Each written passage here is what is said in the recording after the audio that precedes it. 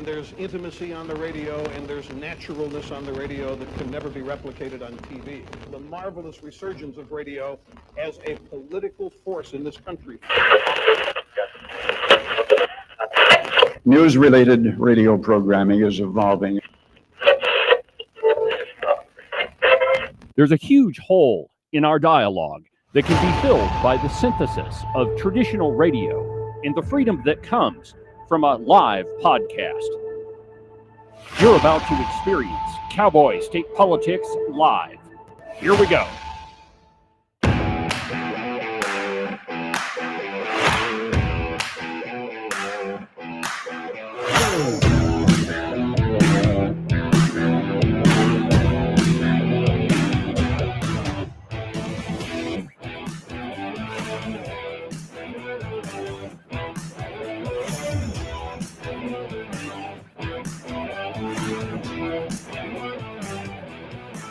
Good morning, my friends, and welcome to a fantastic installment from very high above all the puerile and insipid forms of Wyoming mainstream media.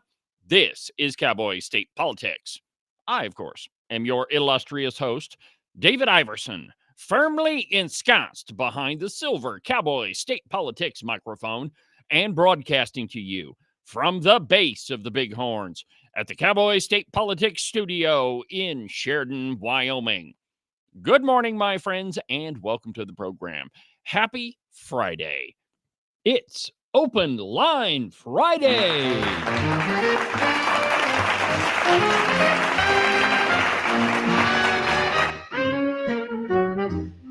That's right, my friends. Open Line Friday on Cowboy State Politics. This is the day when we talk about what you want to talk about.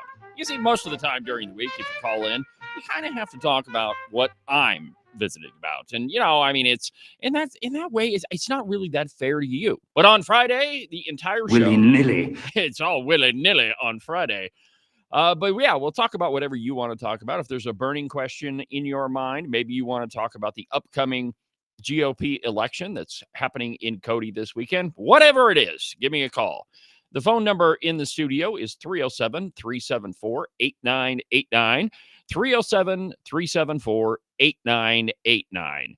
We begin this morning with my favorite subject, my absolute 100% favorite subject of the year. Now, you might say it's motorcycle riding time, or it's spring-ish, or maybe it's time to go to the range. But no, not for me. It's legislative ratings time, my friends. Yes, that's right. YO Rhino came out with their 2025 legislative rankings report yesterday, and the results are, well, I mean, they're weird. If you act like a redcoat and you vote like a redcoat and you are a redcoat, well, your scores kind of show that. For example, Representative Julie Jarvis. Now, I might have a bone to pick with YO Rhino, whomever runs it. I want to know how she got to that 20%. I expected that she would be far more liberal than Bob Nicholas. There is no doubt, I mean, from all the medical information out there, that we are in a pandemic of the unvaccinated. Absolutely. If everyone was vaccinated, this pandemic would be gone. Yeah, whatever. Surely she would be more liberal than, say, Nancy Case. This is a good deal for Wyoming. It could be a good deal. We can't even start to figure it out until we pass this bill. But as it turns out, she did get 20%. And there are other notable scores on there. For example, Ogden Driscoll got his customary 30%, and Ken Clouston. You know, I did spend some time talking to Representative Clouston during the legislative session. He and I are both diehard Texas Rangers fans. But that's not going to get him any slack on Cowboy State Politics. There's Senator Charlie Scott, or who is sometimes referred to as Comrade Scott. He got his usual 30%.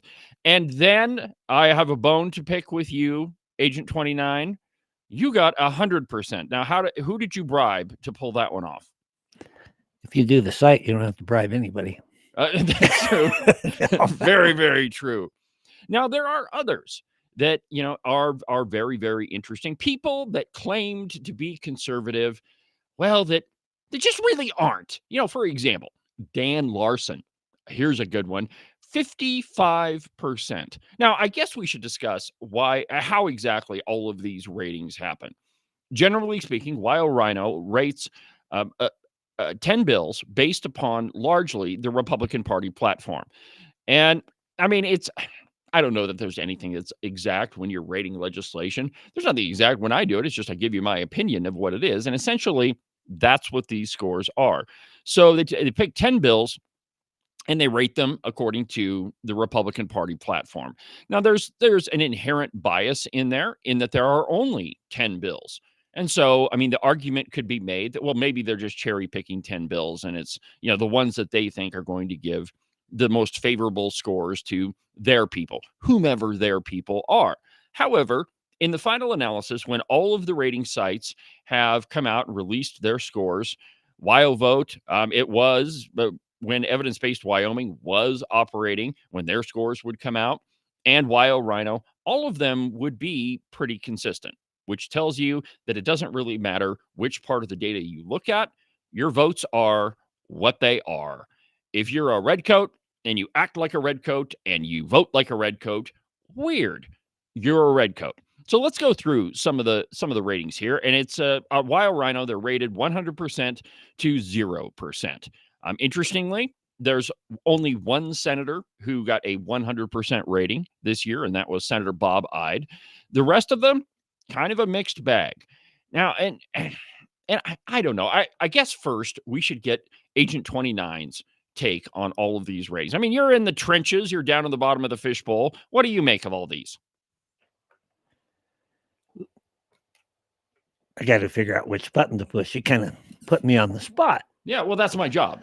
Keep you on your toes. So one of the main criticisms of this particular website, WyoRhino, is that they cherry pick 10 bills and give you the picture. I'm going to put it up there so that you can see what we're talking about. There we go. So there's a lot of truth to that argument that this is a pretty narrow section, but the bills are generally fairly well selected to represent the GOP. That's a pretty platform. broad swath. So I wanted to combat that, and I've got about 9 different rating sites that I track, and I put them all into a spreadsheet last year and kind of aggregated them, weighted them a little bit by how thorough they were, that sort of thing. Anyway, when it was all said and done, all of the websites said basically the same thing, including WyoRhino, and it proved to be very accurate. Now, we don't know who does it. We don't know exactly all of the things that go on behind the scenes when they publish it. But despite the fact that it appears to be an easy one to kind of pick off, it remains pretty consistently accurate. And when I look at it as somebody who's down on the House floor and know these people pretty well, I say, I pretty well got it right. Well, and that's the interesting thing. Like you were saying, it doesn't really matter which rating site you look at. I mean, there's, God, I don't know how many there are actually in Wyoming, a whole bunch of them. But when you look at the final analysis of them, everybody's pretty well the same. And it's and that tells you a number of things. First of all, that the scores are what they are, that it doesn't really matter which 10 bills you look at. If you're a redcoat, you're going to vote like a redcoat. If you're a conservative, you're going to vote like a conservative on each and every piece of legislation. And it's very revealing because generally speaking, the people who are not all that conservative, they're the ones that are at your front door saying, I'm a conservative. I'm so conservative. Nobody has ever been as conservative as me, and you should vote for me. That's funny because I don't have any of them coming to my front door and trying to say. I wonder why. Interestingly enough, I didn't have a single person knock on my door who was running for office. Wait a minute, that's not true. Oh, you did? Yes, that's true. Yes, I did. I was there looking for a free beer. Yeah, well, you would only find fake beer at my house, but really, Agent 29 is not being entirely truthful. He did come by the door and knock on it during election time, but he was only there to pick up one of his tools that I had forgotten to return. But he was there. It was election time, and he was running for office. So I suppose I was out going door to door in your neighborhood, so it all worked. All right, so let's take it. But you know what?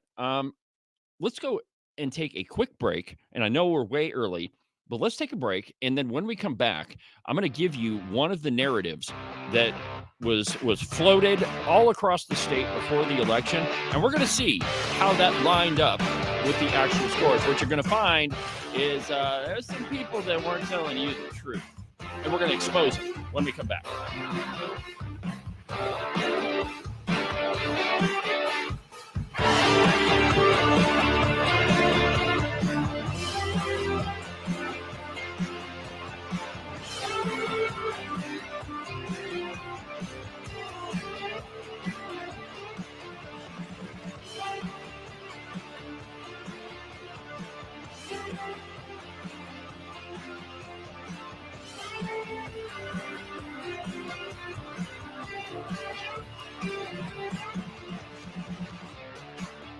Here at U.S. Coin Capital, we hear from Americans across the United States who have a growing concern about the future purchasing power of U.S. paper money. Many Americans are looking for an alternative for long-term capital. For more than 35 years, the people at U.S. Coin Capital have educated American investors on how to properly accumulate United States gold and silver coins. Call us at 1-800-878-2646 or visit us on the web, uscoincapital.com. Make sure that you subscribe and follow the Cowboy State Politics podcast. You can do that from the website, cowboystatepolitics.com, or anywhere that you get your podcasts. That way, you'll make sure that you won't miss a single episode of Cowboy State Politics. Some say standing up for what you believe in is being extreme. Ask any woman in Wyoming. They'll tell you this is called courage. The mainstream media claims that holding the line on important issues is being unreasonable. My mom taught me this is called staying true to our principles. In other places, people argue you always have to compromise to get something done. Here in Wyoming, we know that some things are worth protecting at all costs. Some say it's time we give up on the values that made our state great to accommodate toxic culture. I say it's time to stand tall and protect the values that have served Wyoming well for over 134 years. Join Honor Wyoming as we defend and preserve the Wyoming way of life. Find out how you can make a difference today. Visit honorwyoming.org.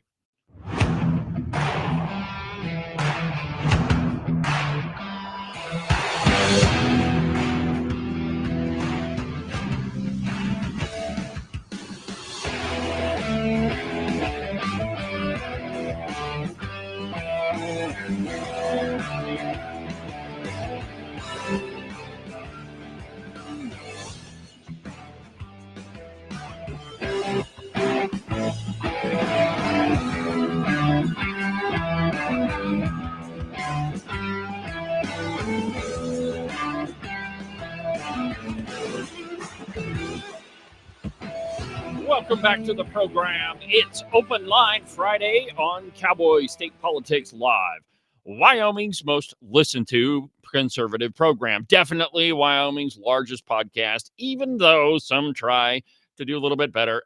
They just kind of fall short, but that's okay. That's all right. I can't help it if this is the most conservative program and you want to listen to it. You can listen to the program on YouTube, Facebook, X, and on Rumble, and the Cowboy State Politics podcast. You can find that pretty much anywhere that you get your podcasts. So if you want to be part of the program today, the phone number is 307-374-8989. 307-374-8989. Now, before our early break, we were talking about the Wyoming Rhino scores, and it's interesting because the results don't really match up with the rhetoric, and that it rarely does, because generally speaking, those people who have to tell you over and over and over that they're conservative, that everything's going to be fantastic, they're the folks that you got to watch out for the most. So let's talk about the leadership in both the House and the Senate. So the first one, let's go to the House first, since Agent 29, you're sitting in there, and you can weigh in on this. So the Speaker of the House, Chip Nyman, got a 100% according to Wyoming Rhino. Shocked. I'm totally shocked. How dare, who did he bribe is what I want to know. Representative Jeremy Harrelson, the Speaker Pro Tem, he got a 100%. Well, okay. How about Chairman of Appropriations, Representative John Baer, 100%. Just look at the whole Appropriations Committee sometime and compare it to last cycle, the 67. It's night and black, day. Yeah, black and white. Night and day. So the leadership in the House of Representatives, solidly conservative, totally in line with the Republican Party platform. Now let's flip over and look at the Senate. Now this is a little bit different. Let's see here. Play for me the soundbite about Nethercott's conservative. That working alongside of Bo Biteman and Tim Salazar, that Tara will be a very good voice going forward. At least that is certainly our hope. And we expect that based on what we have seen. All right. So that, of course, was Wyoming gun owners Aaron Dorr. And he's telling you that Biteman and Salazar and Nethercott, they are going to be fantastic when it comes to their running of the Senate. Now, so let's talk about Senator Slithers, Tara Nethercott. She scored a whopping 22%. Only 22%. These rhino swamp monsters. If you're thinking about that kind of a person, that's Tara Nethercott. Okay. Tara Nethercott is a part of that. All right. So before Bo Biteman made a deal with the Redcoats to become president of the Senate, that's what Aaron Dorr was saying about Tara Nethercott, that she's a rhino swamp monster. But now that Bo Biteman is in charge, well, now she's a conservative. And there are other podcasts out there that are saying that Tara Nethercott is a conservative. That's not true at all. So look at the score on Wild Rhino. She got a whopping 22%. Bo Biteman, the president of the Senate, who we were told is the most conservative guy, the most conservative of conservatives. Nobody can ever be as conservative as him. 60%. He got an F as far as the Republican Party platform. Tim Salazar, the vice president of the Senate, 60%. The guy who is allegedly in charge of the Republican caucus in the Senate, Dan Larson, got a 55%. And just to give you a little bit of, let's see, let me go down to Park County so you can see that one. There you go. Right there. Boom. And just so you can see how incredibly liberal some of the committee choices were. And don't forget that Biteman gave 7 of the 10 committees to the Redcoats in the Senate. The guy who's in charge of the Corporations Committee, the Corporations Committee handles business and election stuff, extraordinarily important committee. That's Senator Nancy Case, Kale Case. He got a whopping 10%. Well, why would you assume that he's going to do anything different when he says stuff like this? Remember, Senator Nancy Case is a conservative. So I definitely believe that we need new taxes. Oh, We need taxes. to broaden the tax base in a way that becomes more sustainable for the Wyoming that we're going to have in the future. All right. So Nancy Case, he's in charge of the Corporations Committee. He's one of the chairmen. He was given a 10%. So what I'm getting at here is the rhetoric before the election and directly right after the election doesn't match up at all with the reality of how these people vote. Some other notable names here. Poison Barry Crago.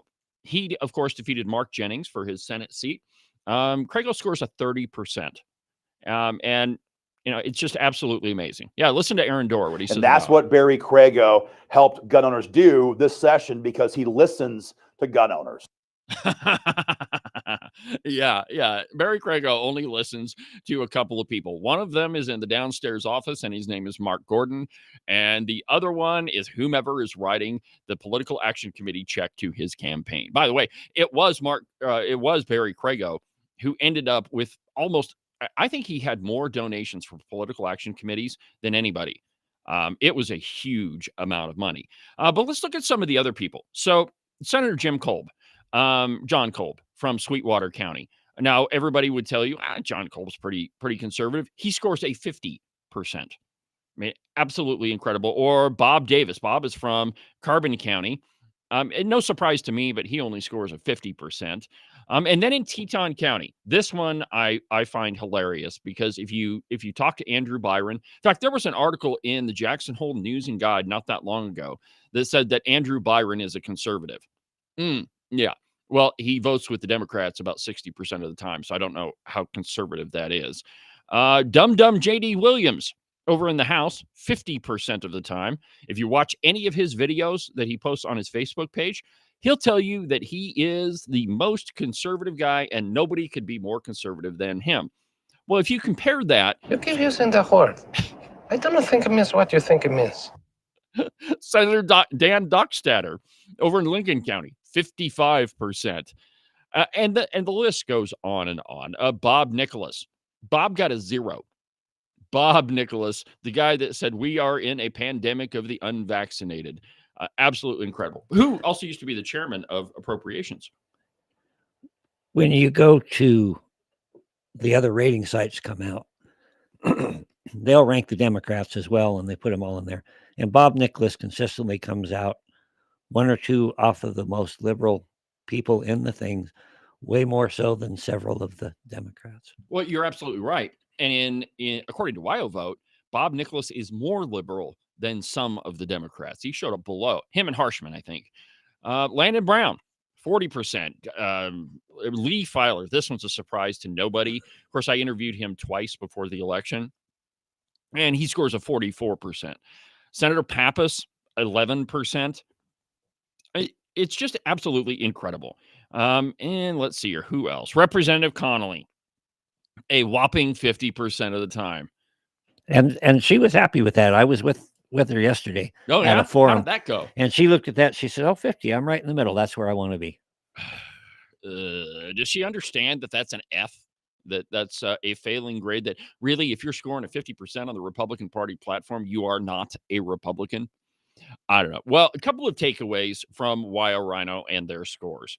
First, it clearly shows you that the leadership in the Senate is not at all conservative, like they told you they were before the Senate leadership vote. Let's see here. Just doing some back of the envelope math. They probably scored an average 55%, 50% among all of them. Yeah, I just wanted to throw in there, too. If you go to previous years and look at them, their voting records were better. Yeah. So are we in a position where we're compromising our beliefs and our the things that we stand on? Are we sacrificing that for power? I just have to ask. Absolutely, we are, and I think that you can tell that simply by by looking at the voting scores. That if you went from being 100% to down to 60, you've definitely made some decisions, and you're voting not in accordance with your principles or the Republican Party platform. You're voting in accordance with an agenda, and you've probably made some backroom deals, and it's it shows. So let's take a look. Let's just pick Senator Bo Biteman. In 2024, he and you can probably throw this up on the screen. I don't know how well you can see it. There we go. All right. So right up here at the top, Senator Bo Biteman last year in 2024 scored a 100%. So how do you go from 100 to 60? You made a deal. That's the long and the short of it there. If you go down to Fremont County, Senator Tim Salazar scored a 100%. This year, 60%. Senator Dan Larson in Park County. Let's see here. Last year, he scored a 100%. This year, 55%. Now, I would mention Tara Nethercott. Actually, we should tell you that she did not change at all. Oh, actually, she went down. Last year, Senator Tara Nethercott scored a 30%. This year, Senator Slithers, 22%. So, on the whole, the leadership in the House of Representatives stayed consistently conservative. In the Senate, they became far more liberal. Now, I want to delve into some of the implications here. I think I could do this before the next break. But so you need to look at who has aligned themselves with the folks that we're talking about today on the legislative scorecards. So if you are the person that is claiming that, Bo Biteman or the Senate leadership or Tim Salazar, that they are the most, conservatives. Well, that tells us a lot about what your principles are and what your beliefs are. There are a number of people around the state who have absolutely aligned themselves with Bo Biteman. One of them is Brian Miller. Being in Sheridan County, I know that for a fact. And so you have to, it calls into questions what your belief systems are. I mean, if you're right in line with the guy that's racking up 60%, according to the Republican Party platform, then that tells us volumes about what your positions are.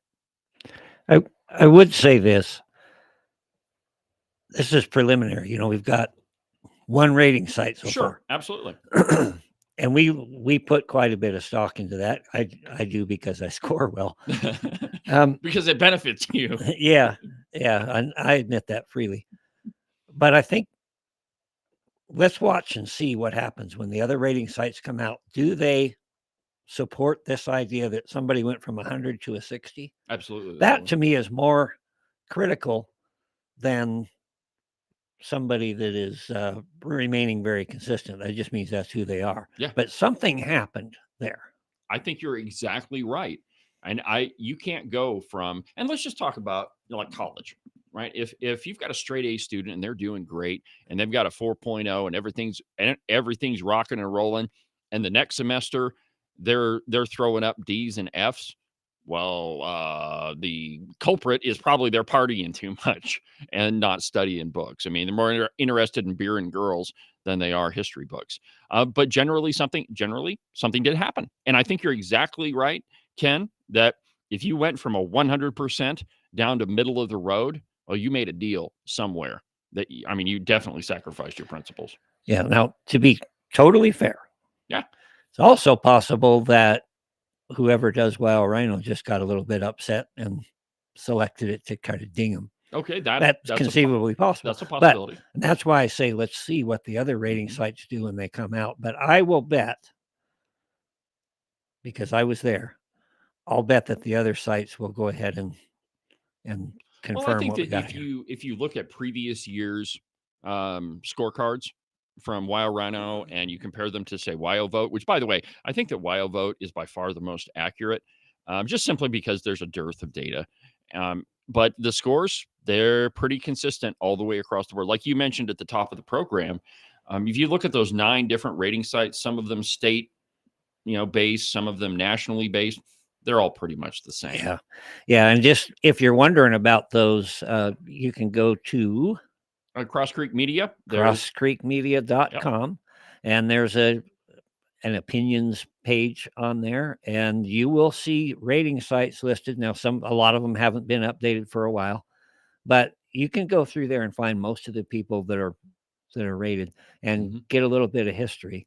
And I think you'll be able to see what we're talking about. Absolutely right. And, when we come back from the break, I'll show you the 2024 ratings from Evidence-Based Wyoming. It's just another rating site.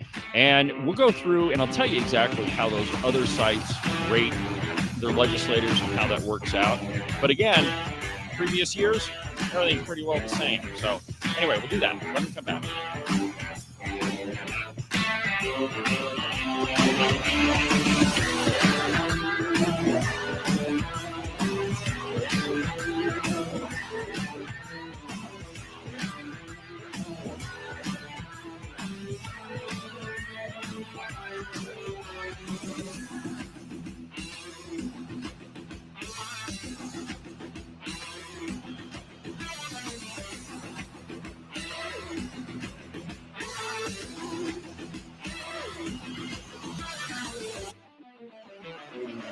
You are listening to Cowboy State Politics Live. You can listen to the program on YouTube, on Facebook, on X, on Rumble, pretty much everywhere. It's almost like I'm omnipresent. If you miss an episode of Cowboy State Politics Live, you can always go to the live replay, which is located at the website, cowboystatepolitics.com, under the live replay button. You can listen to Cowboy State Politics Live every Tuesday through Friday at 8 a.m. You can listen to the Cowboy State Politics podcast anywhere that you get your podcasts. iHeartRadio, iTunes, TuneIn, really any of them will work. But the easiest place is just to go to the website, cowboystatepolitics.com. There you can find all of the shows, as well as any of the articles that I might bring up during the course of a program. That way, if your name is Joe Biden and you can't remember if you had your pudding today, Well, I probably can't help you with that, but I can definitely tell you why you should have never ran for president. And now, back to our program.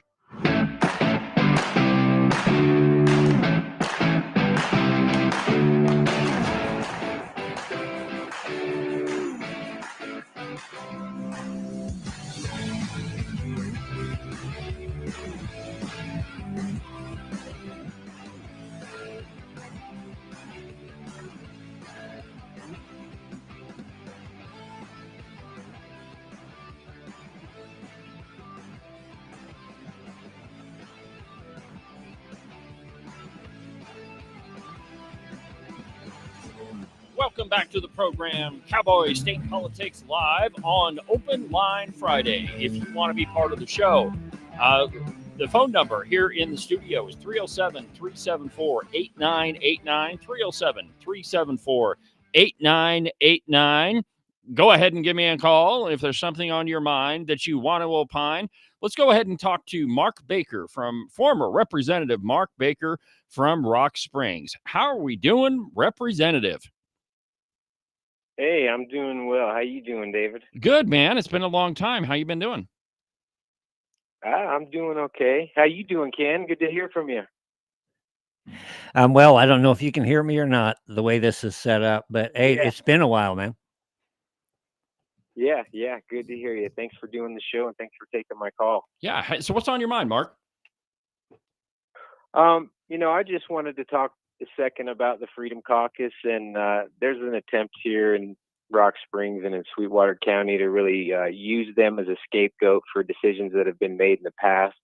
Poor decisions, poor budgetary decisions, and I don't know that it's really being pointed out, statewide or even here locally as much as it should be. So it's really disappointing to me. We've got some people in Rock Springs, and namely our mayor. He's trying to alienate the Freedom Caucus and place blame on the Freedom Caucus for bad decisions of leaders in the past. For example, we have a civic center. It's one of our recreational facilities here in Rock Springs. It's an old one. We also have a rec center, but our civic center is very old. It's built in our downtown area. It's kind of right along the Bitter Creek, has some subsidence issues. It has some issues related to it, but there's some deferred maintenance related to that building. And now, prior to the discussions and prior to the session ending, there was an attempt to say, hey, this is all the Freedom Caucus's fault. We're going to have to close down this civic center. And that's been a discussion that's happened in our community for 15, 20 years because the building is, it needs some some So, it's been really, it's used in our community kind of as a hot button issue. And there was an attempt by the mayor and others to say, hey, we're going to close down the Civic Center and it's all the Freedom Caucus's fault. And, I'm really tired of that. I just think that it needs to be pointed out. And, I think locally, I think it's calmed down the rhetoric a little bit because now they realize that's not going to work, because now they're saying, oh, it's not just the Civic Center, it's the golf course and it's the rec center and the pumps at the rec center pool. Yeah. They're adding all these things, the millions of dollars of deferred maintenance that have been put off over the last, 2 decades. So, I just wanted to get on and just express some frustration about that. Well, yeah, and I'm glad you did, because that is a narrative that's been pushed like across the state. And the question that none of these, local elected officials want to answer is, where is that the role of government? Where is it written that we have to have a rec center or a pool or a civic center or any of those things? And secondarily, how much of our money are you dumping into these facilities when we could probably build a brand new one for the maintenance that we're paying in 5 or 10 years? But it's interesting that you called in, Mark, because I spent some time with a couple of representatives from down in your corner of the state, and they were showing me a lot of the stuff that the mayor was saying, that it's all the Freedom Caucus's fault. Well, maybe it's your fault for getting the city or the county into a situation where you have to shell out millions of dollars for a building that, arguably should be torn down. Yeah, I mean, it's beyond that. It's not just the one building. It was scapegoating. There was an attempt to scapegoat all of the deferred maintenance, and it's just using that building as the scapegoat was just the tip of the iceberg. And now they're kind of walking back that rhetoric. But I agree, we as a city, we've decided that we prioritize recreation. And if that's something we're going to do, then that's something we're going to do, whether it's, having a golf course or having a rec center with a pool in it, but don't try to, flip the narrative and alienate and demonize the Freedom Caucus because they're trying to save the taxpayer dollars, right? Exactly. See, nobody wants to talk about what actually drives property taxes or taxes in general. And it's spending. Like if you were spending gobs and gobs and gobs of money, well, you got to have taxes to support that. And when in Sheridan County, we've got a very similar situation. Right now, there's roughly a $3 million deficit in the county budget. And yet we're still spending money on things that is not the role of government. We should sell that flower pot if we get anything what we got into it out of it. Kidding. Yeah, we built. I don't know if you've been following this one, Mark, but in Sheridan County, they built this $3 million really ugly flower garden. $3 million with money that was earmarked for roads and bridges. And the irony out of the whole thing is they used road and bridge money to remove a road and build this stupid flower pot. But it's very much the same thing with your rec center, your golf course. I don't know anywhere in the Constitution where it says that you can use our tax dollars for golf courses. Well, and one more illustration locally, we've got 5 county commissioners and 3 of them up for re-election this next election cycle, right? And those 3 just so happen to, be championing a narrative that they want to give a cost of living adjustment to their county employees. Of course they do. But they can't. They can't because of the Freedom Caucus. It's just absolutely ridiculous. Yeah, it goes wide in Sweetwater County. Sweetwater County is Joe Barbuto's home. He's the chairman of the Democrat Party. Yep. There are a number of rhinos in our party. There are a number of rhinos that represent us locally. It's just whether it's through the legislature, through city council, through the school board. Sweetwater County was a Democrat stronghold because of the unions. And over the period of the last 20 years, whether it's been through Barack Obama, Hillary Clinton, the alienation of the local Democrats not wanting to be a part of the national party, they've kind of squirmed their way into the local party and really kind of skewed the local party. And so I just wanted to express my frustration and let you know that I appreciate your show and I appreciate the opportunity to point it out. Yeah, I appreciate you calling in, Mark. Yeah, I do too, Mark. It's good to hear from you again. Well, keep me updated on what's keep me updated on what's going on in Sweetwater County, and good luck with all those redcoats down there, Mark. Yeah, appreciate it, guys. Have a good rest of your day. You too. Bye. All right, bye. If you want to be part of the program, the phone number in the Cowboy State Politics studio is 307-374-8989. If you want to talk about how terrible the Sweetwater County Republican Party is, actually not all of them are, but their chairman is. And, there's a lot of rhinos running around there. And let's not forget, Agent 29, you remember the undercover investigation I did down in Rock Springs with the drag shows? I was never aware of such a thing. Never aware of that. Nope, Well, anyway. Nope, never, ever. Well, the interesting part about that is I expected that investigation to just explode, go boom. And, that part of it didn't really go anywhere. I thought that, hey, do this undercover investigation, catch little kids dressed up in drag, and that ought to shock some people down in Rock Springs, but it really didn't go anywhere. They have, and it's one of the buildings that Mark didn't mention was they've got a downtown theater that the county or the city or the county is paying for. Guess where they hold the drag shows? In the government-owned theater. So there's a lot of money that's being misspent down in Sweetwater County, and it's there's some people that are doing some work on it, and I can't wait to talk to them. And the shame of that is, and I think Mark kind of touched on it, they've got some water issues. Oh yeah, down there that really need attention. Some things that government legitimately should be attending to, and so they came up. I don't know how many amendments I lost count. Yeah, they try to put all these amendments on the budget and saddle the rest of the state with paying for what they had neglected. Meanwhile, they're doing all these other things.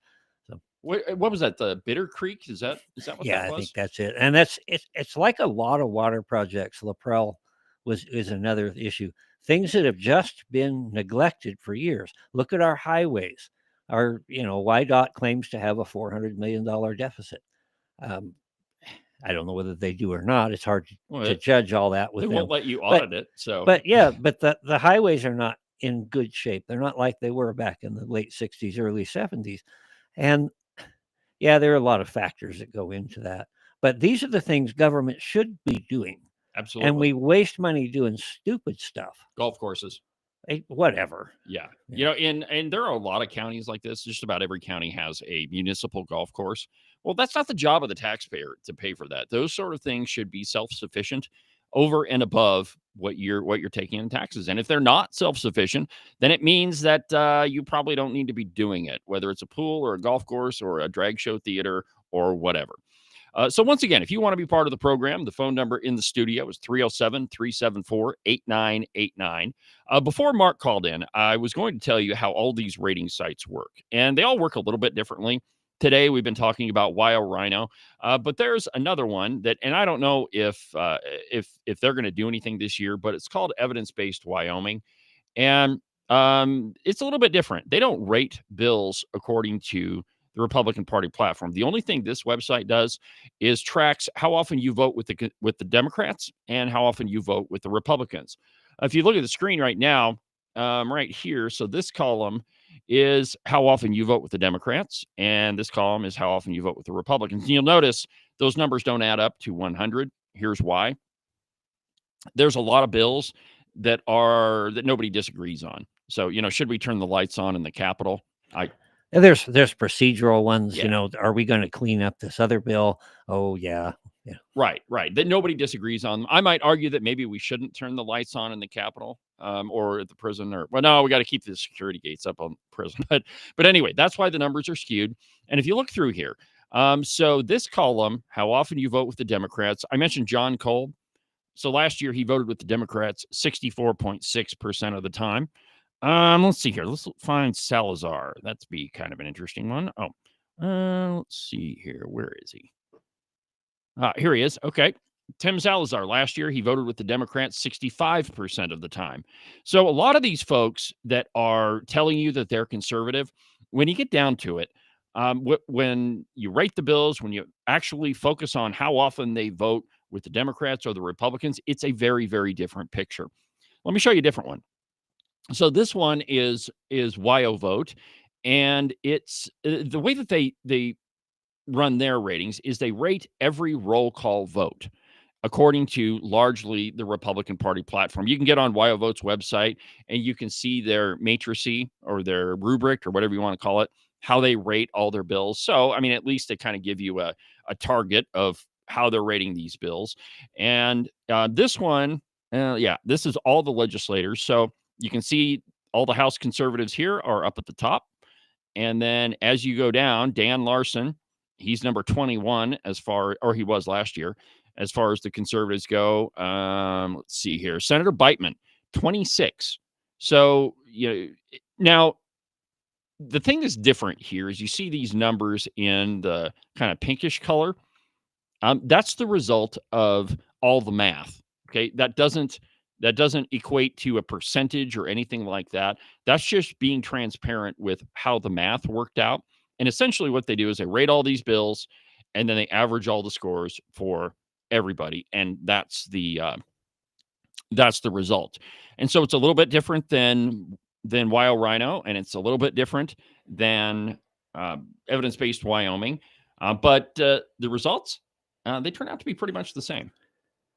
One of the things that I would point out about what Doug Girard had done in his website, the first one you had up there, was he also had a section in there that talked about critical defaults. Yes. It's not so much how often you leave the party and go vote the other way, but what are those issues? And some of those are very critical issues. So you may agree with the party 90% of the time, but maybe when it comes to abortion or something, you're out there in left field by yourself. So you kind of have to understand what we're looking at, what makes a big difference. Absolutely. So critical defections, that's a good topic. And let me just give you a classic example that everybody is aware of. I'm sure just about everybody that's interested in politics in Wyoming has heard the phrase that Liz Cheney voted with Donald Trump 93% of the time. That's true. She absolutely did on all the votes that didn't really matter. But if you look at the ones that were like big ones, so, the border wall, she voted against it. Border wall funding, she voted against it. The troops in Syria voted against it. All of the major issues that Donald Trump had campaigned on, she voted against him. So it's not the large amount of the votes where they disagreed, 93%. It's the big issues that you got to pay attention to. In addition, Liz Cheney was the number one person that co-sponsored bills with the Democrats in the House of Representatives. And so, a lot of these numbers, you have to understand how they work and what the importance of them are. You brought up a good point, Agent 29, about abortion. You might be a fiscal conservative, you might be socially conservative on just about everything, but if you're going to vote to kill a baby, that kind of means that you're not a conservative. I mean, if we can't agree that killing babies is wrong, we have very little to discuss after that. And I understand all the things that politics make strange bedfellows. But if you and I can't sit here and say, it's probably wrong to kill a baby, then we really don't have a whole heck of a lot to discuss afterwards. In my mind, there are 3 or 4 core issues that are critical. And when you violate one of those, I don't care how otherwise conservative you are, then I have a problem. Yeah, I mean, the Constitution, guns, that's a big one for just about everybody in Wyoming. Private property rights, that's a huge one. There's, if you look at the Republican Party platform, there's 23 different planks, but a lot of them kind of mention the same thing in different ways.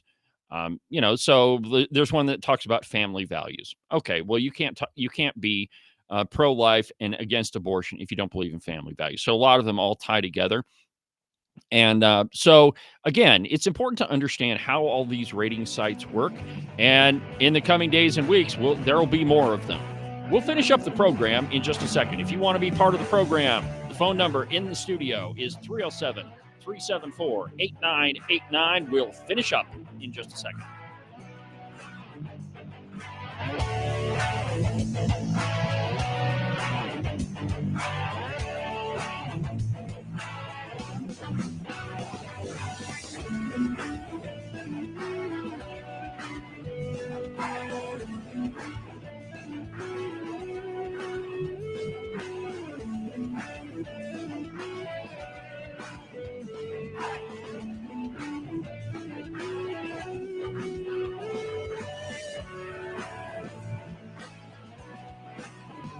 It's spring-ish in Wyoming. Well, what that means for the uninitiated is that it's going to be 70 degrees one day and then snow 1.5 feet the next. And really, if you don't like those two options, just wait a little bit. The weather will change. I know, it sounds a little stressful, but really you should put your mind at ease and buy a pair of socks from the Buffalo Wool Company. They'll keep you warm and dry even on the nastiest, coldest spring-ish day, and they'll keep you cool and dry even when it's 75 and sunny.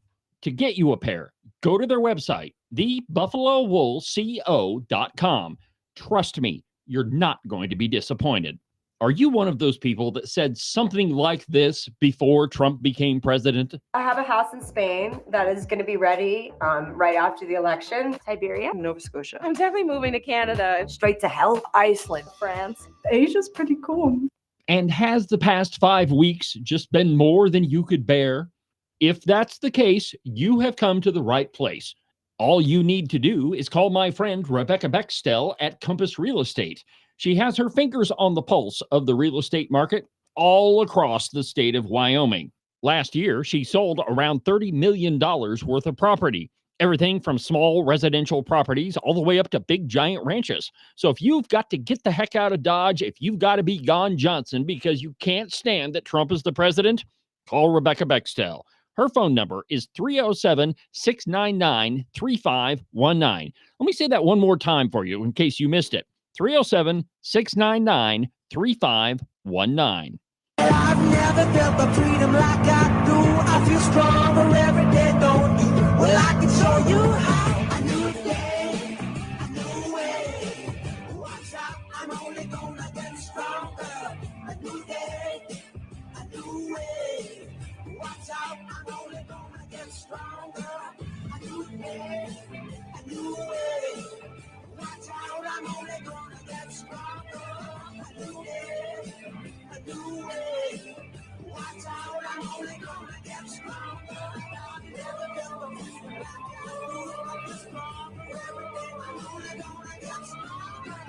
Cowboy state politics is only going to get bigger, only going to continue to expand. You can listen to the program on YouTube, Facebook, X, and on Rumble. You can get the podcast anywhere that podcasts are available, even some places that I didn't even really know existed. Yeah, it's funny. Like every once in a while, I'll get an email. Such and such a platform has decided to host your podcast.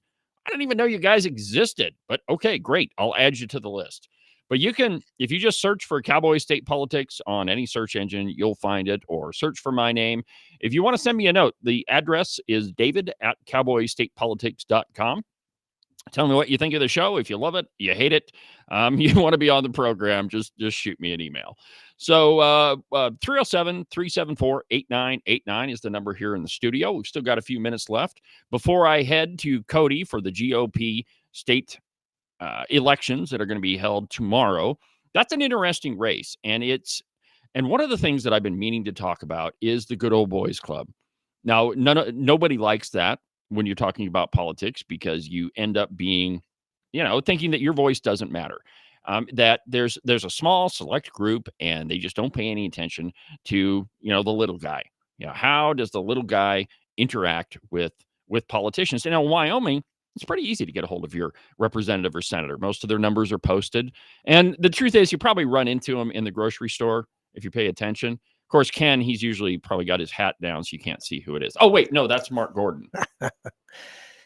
What you said just reminded me of what's happened in the House of Representatives over the last 4 or 5 years.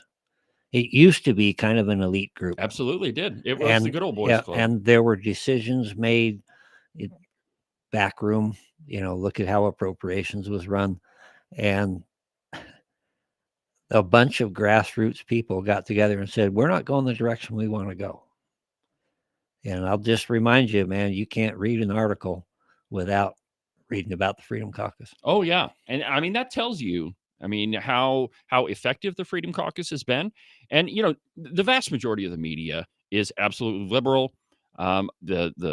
They get a lot of money from government, and the folks who were in charge of the House and the Senate, they really were the good old boys club. And if you look at the Republican Party in general, for a long time it was controlled by Deemer True and Matt Michaeli, and they really were the good old boys club. They didn't listen to the body, and they didn't really help out the grassroots. In fact, they didn't really give a crap about the grassroots. Look who's back in AFP now. Yep. It's Deemer all the True. truths. Yep. It's Deemer True, and it's Tyler Lindholm and all those folks, because they've been exposed in the Republican Party, and so now they've switched over to Americans for Prosperity, and they're backing all the liberal candidates. So I want to finish up. I've got 6 minutes left in the show, and I want to just talk very briefly about how important the party is. Now, I've heard a lot of politicians say that, well, this party, I just don't really pay any attention to them. I don't pay attention to their resolutions, and, I don't really care about their platform. I don't even follow, except for Agent 29 here. He's been reprimanded more than a couple of times for saying the word Republican on the floor. And listen to this. On the House, I'm sure in the House and both the House and the Senate, if you say the word Republican on the floor, you're going to be chastised, because we don't say those words here. If you say the word platform, you get booed, or at least you used to. Yeah, there are some taboo things. You don't say panties in a wad. I found that out too. But there are also, I'll throw this out there. There are some calculated mistakes. Yeah, absolutely. Oh, and, I'm sorry. And it's like you can't unring the bell. Exactly. And I'm not the only one that plays that game. Trust me. No. And actually, I do appreciate the way that you slip those things in there, intentionally or otherwise. But the party is important because it allows the grassroots to engage in politics. And let's be honest, most people are too darn busy to drive down to Cheyenne and spend even a day, because it's I mean, Cheyenne's down in the corner of the state, and we do live in Wyoming, so it's really hard to get down there. So how do you engage? Well, you get involved in your local party. And the party is the voice of the grassroots. And if you ever hear a politician say, I don't really care what the party does, I don't pay attention or anything in that ballpark, you need to really ask yourself who they're representing, because if they're not paying attention to the grassroots or to the party, they're not paying attention to you.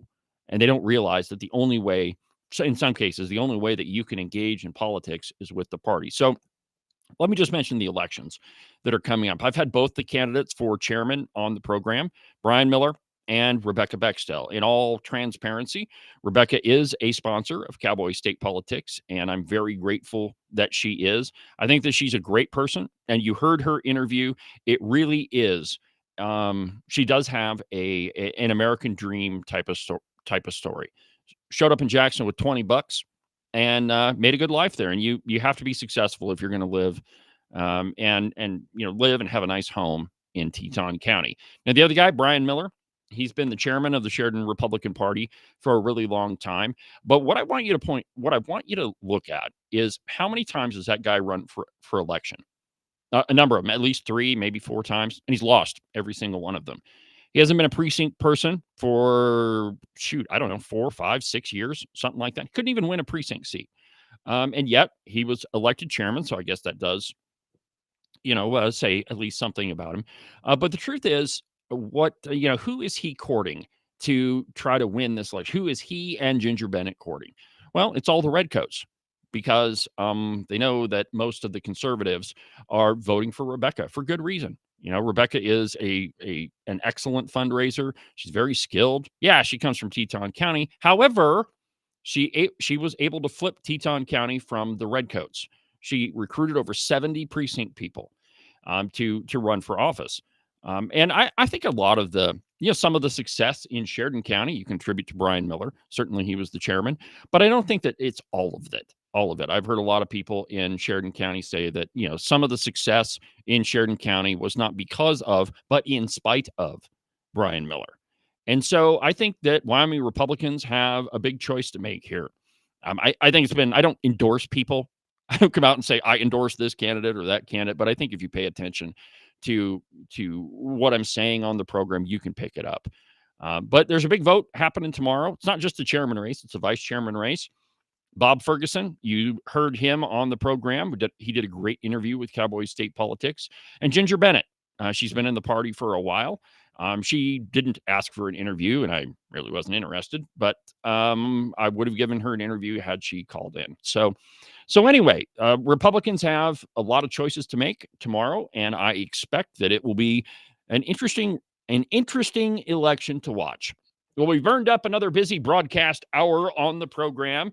If you miss any of Cowboy State Politics Live, you can go to the website, cowboystatepolitics.com, and click on the live replay button, and all the previous episodes are on there. Also, don't miss the podcast. You can find that also on the website, Cowboy State Politics. Don't forget to subscribe and follow the program. That way you can be notified every single time there's a brand new episode of Cowboy State Politics.